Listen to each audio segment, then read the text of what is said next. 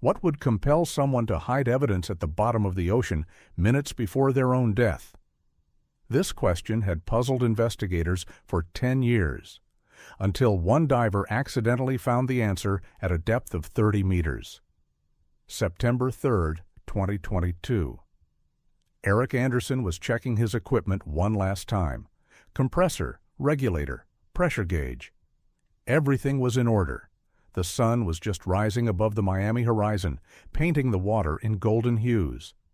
Eric had dived here hundreds of times, but today's dive would change the history of the past 10 years. Before we begin, please write which city you are from. We are very interested to know where you are watching our video. Don't forget to subscribe to our channel and leave your rating. The metal detector in his hand emitted a sharp signal near a crack in the reef. Strange. Usually, only old anchors or trash were found here. Eric pointed his flashlight into the darkness. Something glinted between the corals. Orange plastic. He reached out and pulled out a waterproof Pelican case, Model 1400, the kind used for underwater equipment. Back on the surface, Eric opened the latches. Inside was a GoPro camera in a waterproof case, a flash drive in a sealed container, and a driver's license in the name of Olivia Martinez. The name sounded familiar. Olivia Martinez, 28 years old, missing since August 15, 2012. Eric remembered the story. All of Miami had been talking about the missing blogger. A popular girl with 500,000 followers ran a channel about the ocean. She filmed the underwater world and talked about ecology. And then she just disappeared. On that August day in 2012, Olivia woke up at 5 in the morning. She checked her equipment. A new GoPro Hero 3, just released on the market. A diving suit, fins, a mask. She had been preparing for this shoot for a week. "Today I'm going to show you something special," she wrote on Twitter at 6 in the morning. Some companies don't want the truth to come to the surface. Captain Jose Ramirez was waiting for her at the Coconut Grove Marina. The elderly Cuban had been renting boats for 20 years. Olivia often rented his boat for shoots. "Where are we going today, señorita?" Jose asked, helping her load the equipment. "To Platform 7, Olivia replied. "The abandoned one, 12 miles from here." Jose frowned. "There are dangerous currents there, and it's deep, 40 meters to the bottom." "I'll be fine," Olivia checked the tank fastenings. "I'll be back by 4. She didn't return. At 4 o'clock, Jose began to worry. At 5, he called the Coast Guard. At 6, the search began. 48 hours later, they found the boat. It was drifting 3 miles from Platform 7. The engine was idling. Olivia's backpack was on board. Her laptop was smashed, as if someone had hit it with a heavy object. The camera was gone. Detective Michael Torres was the first to arrive at the scene. 45 years old, 20 of them with the Miami Police Department. He had seen many strange disappearances, but this one was special. "The anchor's up," Torres remarked as he inspected the boat. "But the GPS shows that the boat was in the same place for 6 hours. How is that possible?" Carla Martinez, Olivia's older sister, arrived from Orlando that evening. 32 years old, a successful lawyer. She and Olivia were very close. "She called me 3 days ago," Carla told the detective. "She said she had found something important, evidence of illegal dumping of chemicals into the ocean. Coastal Industries." Torres wrote down the name. Coastal Industries, a large chemical corporation. CEO Mark Collins, 52 years old, billionaire, connections in the government.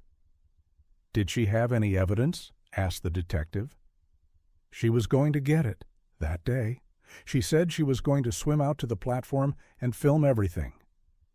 A week before she disappeared, Olivia received an anonymous letter. "Keep your nose out of business, or you'll be sorry." She showed it to her friend, Sarah Johnson, but she didn't go to the police. She wasn't afraid of threats, Sarah recalled. She said it was a sign she was on the right track. Olivia's neighbors reported seeing a black SUV. It had been parked across from her house for 3 days in a row. The license plate was covered in dirt. No one saw the driver. Tommy Jackson, a local fisherman, provided important testimony. On the day of her disappearance, he was fishing near Platform 7. "I saw 2 boats," Tommy said. "One was smaller, probably the one the girl rented. The other was bigger, white with a blue stripe. They were there for about 2 hours."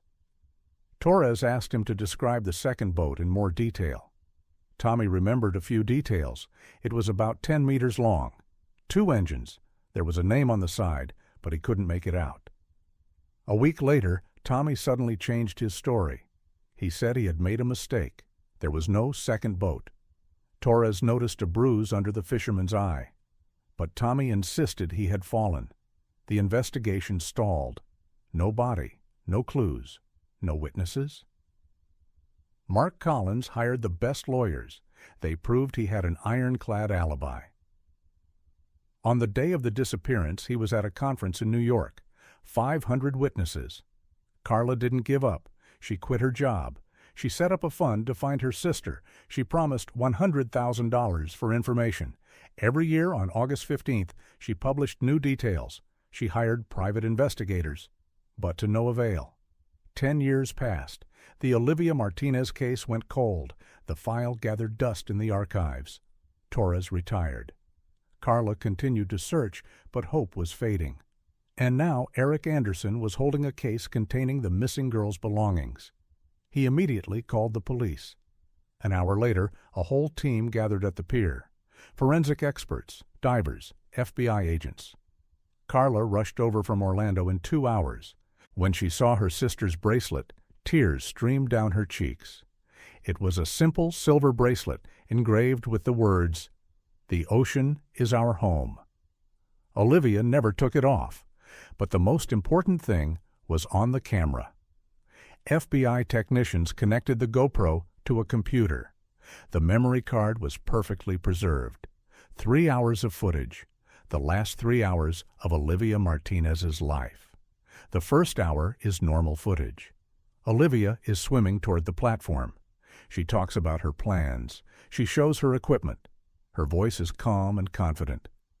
Friends, what I'm about to show you today will shock you. Coastal Industries is dumping toxic waste directly into the ocean. I have documents, but I need video evidence. The second hour. Olivia is underwater. She swims along the rusty supports of the platform. The camera captures dead fish. Hundreds of dead fish lie on the seabed. The coral has turned white. The water is murky with a chemical tint. "Look at this," Olivia says to the camera.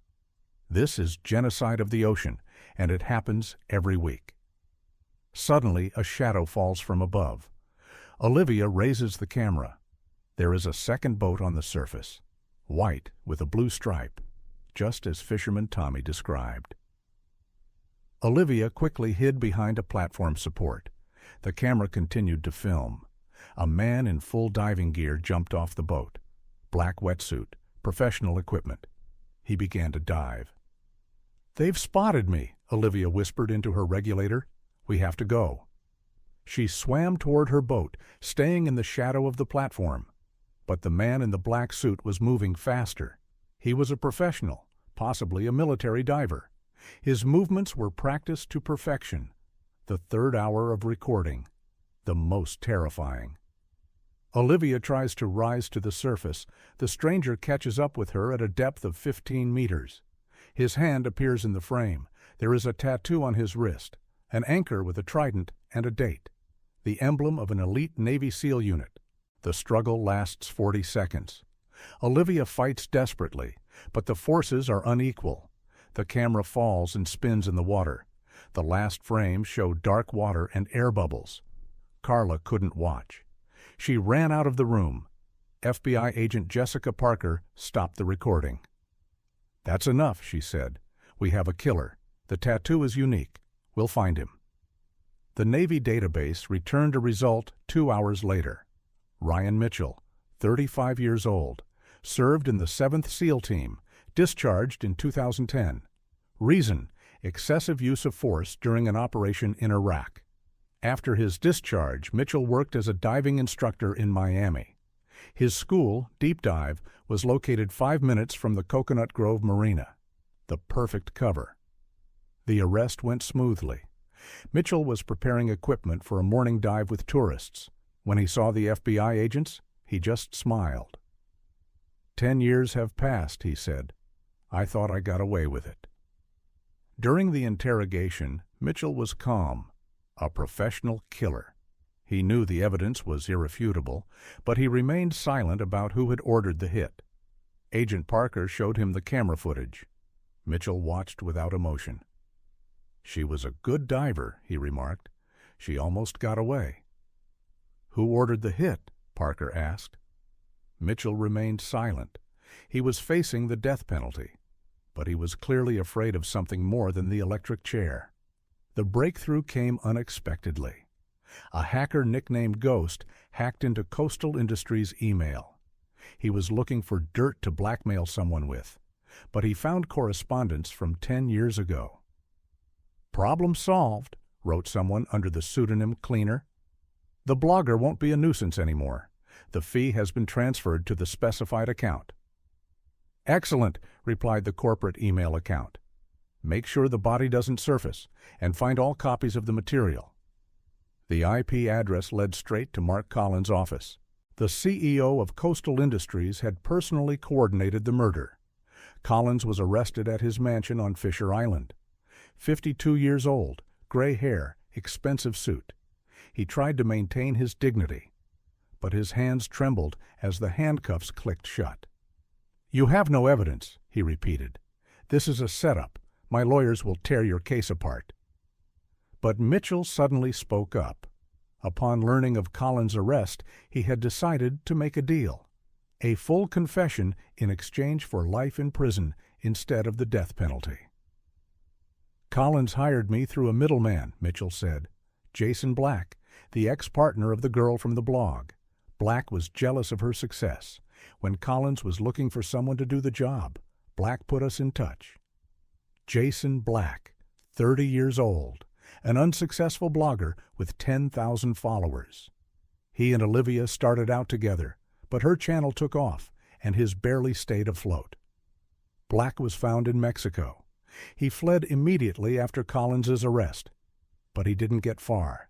The feds caught him in Cancun. During interrogation, Black broke down quickly. He cried and begged for leniency. He told them everything. Collins offered me $500,000, Black sobbed. He said Olivia was going to destroy his company, expose the chemical dumping. She had documents from an insider. The insider turned out to be Thomas Green, chief engineer at Coastal Industries. His conscience had been tormenting him for 3 years. He had seen how the company was poisoning the ocean. He tried to get through to management, but they ignored him. Green contacted Olivia through a secure channel. He passed on documents, diagrams, and discharge schedules. Olivia promised to protect his name, but after she disappeared, Green got scared. He destroyed all the evidence. He quit his job and moved to Canada. Now, 10 years later, Green was ready to testify. His conscience wouldn't let him rest. He flew to Miami. He testified against Collins. We dumped 100 tons of toxic waste every week, Green said. Right off Platform 7, it was listed as abandoned, but we used it as a dumping ground. Collins tried to buy him off. He offered $10 million to drop the case, then 20, 50. But it was too late. There was enough evidence for a life sentence.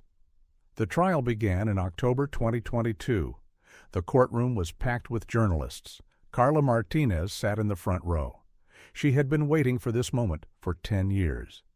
Mitchell gave detailed testimony. He told how he tracked down Olivia, how he rented a boat under a false name, how he attacked her underwater.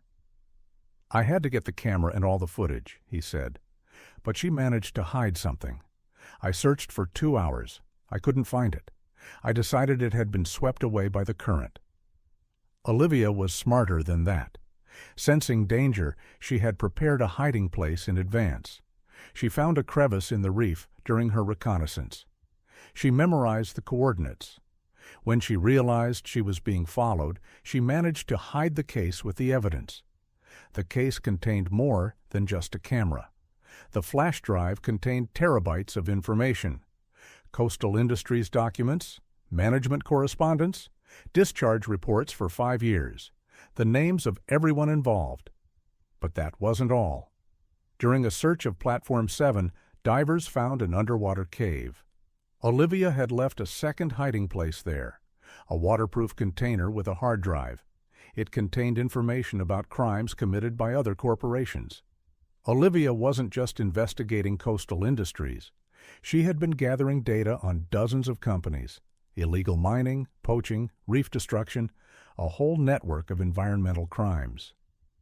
She knew the risks, Carla said at the trial, but she couldn't keep quiet. The ocean was her life. She died protecting it.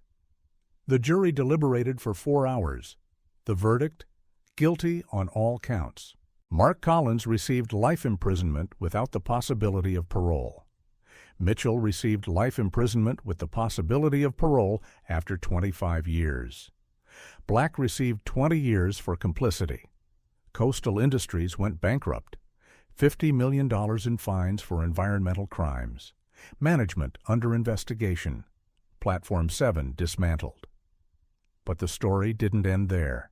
Olivia's materials set off a chain reaction. The FBI began investigating other companies on her list. Arrests were made across the country. Olivia's YouTube channel came back to life. Carla posted her sister's unpublished videos. The channel gained 10 million subscribers. All proceeds went to the Olivia Martinez Environmental Fund. Netflix released the documentary series The Last Dive. 8 episodes about the investigation, Olivia's life, and the fight for justice. The series topped the ratings. Congress passed the Olivia Martinez Act. It toughened penalties for environmental crimes, mandatory monitoring of all offshore platforms, protection for environmental activists. Eric Anderson became an unwitting hero. The diver who found the case received an award from Carla's foundation, $100,000, as promised. But Eric refused the money. He asked that it be used to restore the reefs. "I was just doing my job," he told reporters. Olivia is the real hero. She knew she could die, but she hid the evidence. She thought about justice until the very last second. In the spring of 2023, something incredible happened during the demolition of Platform 7. Divers found a third cache, another sealed container hidden in a concrete support. Inside was Olivia's diary. She had kept it secret for the last 3 months of her life. Every page was a revelation: names of corrupt officials, money laundering schemes, links between corporations and organized crime. "If you are reading this, it means I am gone," Olivia wrote on the first page. But the truth must come out. The ocean cannot protect itself. We are its voice. The diary was the key to unraveling a massive conspiracy. Olivia exposed a system that had been destroying marine ecosystems for decades: bribery of inspectors, false reports, intimidation of activists. Carla read her sister's diary with tears in her eyes. Olivia wrote about her fears and doubts, but she also wrote about her determination to see it through to the end. "They called again yesterday with threats," Olivia wrote a week before her death. "They offered me $1 million to keep quiet. I refused. Some things are more important than money. A clean ocean for future generations is one of them." The FBI created a special task force called Operation Clean Water. 50 agents worked on Olivia's case. Over the course of a year, more than 100 people were arrested, including corporate executives, government officials, and even 2 senators. The most shocking evidence came from a flash drive.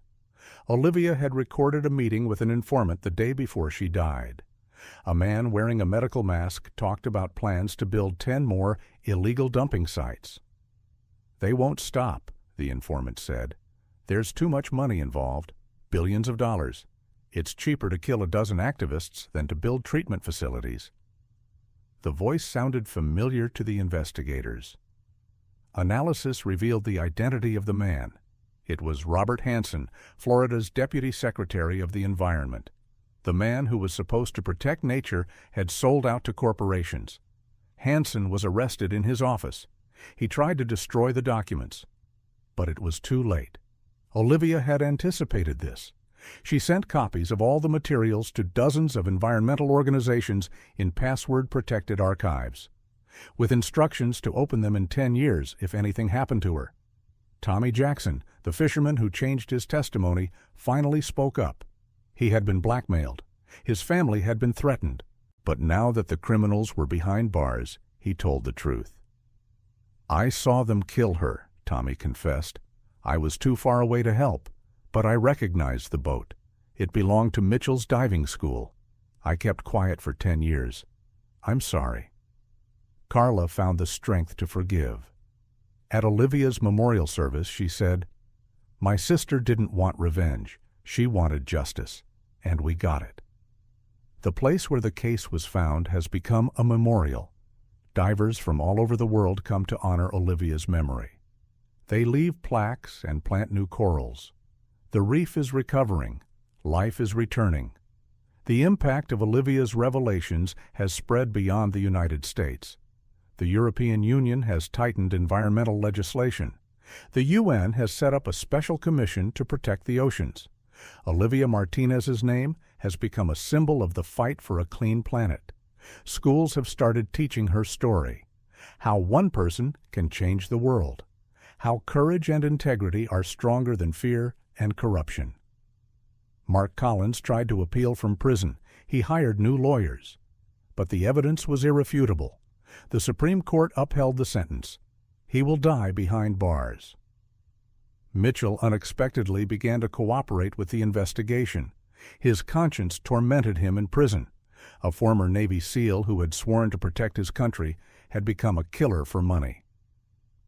"I betrayed everything I believed in," he wrote in a letter to Carla.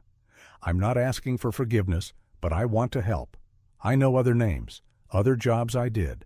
Let this atone for a small part of my guilt." His testimony led to the discovery of 5 other murders of environmental activists, cold cases that had been considered accidents. Olivia was not the only victim, but her death was the last. Carla created an international fund to protect environmental journalists, legal assistance, security, insurance. In 2 years, the fund has helped 300 activists in 40 countries. "Olivia always said that one person can change the course of history," Carla said at a TED conference. "She changed it. She saved the ocean with her life. Now it's our turn to continue her work." Olivia's last recording on camera, the one that didn't make it into the main file, was found a year later. She recorded a video message the night before her last dive. It was as if she had a premonition. "If you're watching this, then the plan worked," Olivia said to the camera. "I hid the evidence where it will definitely be found. Maybe not right away. But the ocean doesn't keep secrets for long. The truth always comes out. Don't be afraid to fight for what's right. Every voice matters. Every action counts. The ocean is life. Protect it." The video was viewed by 100 million people. It became a manifesto for a new generation of environmentalists. Young people around the world formed groups called Olivia's Ocean Guardians. They patrol the coastline, document violations, and rescue marine animals. A monument was erected in Miami. A bronze statue of Olivia with a camera in her hands looks out at the ocean. Her words are engraved on the pedestal. "The ocean is our home. Let's protect it together." Every year on August 15th, the day she disappeared, is celebrated as World Clean Oceans Day. Millions of people come out to clean beaches, plant mangrove forests, and rescue turtles. Eric Anderson opened an eco-diving school. He teaches young people not only how to dive, but also how to protect the underwater world. On the wall of his office is a photo of Olivia and a thank you letter from Carla. Olivia Martinez's story has been included in textbooks. It is an example of how one person with a camera and courage can stand up to billion-dollar corporations and win, even at the cost of her life. The ocean off the coast of Florida is being cleaned up. Corals are returning. Dolphins are playing in the waves again. Sea turtles lay their eggs on the beaches. Life triumphs. And somewhere deep down, among the reefs, Olivia's hiding places may still be hidden. She was thoughtful. Who knows what other secrets the ocean holds? What revelations are waiting to be uncovered? Divers continue to search. Every discovery could change the world, just as the sealed orange case, raised from a depth of 30 meters on a sunny September morning, changed it. The truth always finds a way to the surface. Sometimes it takes 10 years, sometimes longer. But the ocean remembers everything, and sooner or later it reveals its secrets to those who are willing to search. Would you risk your life to save the ocean, like Olivia? Or would you choose the safety of silence? Write in the comments, what is more important, your own safety or the fight for the truth?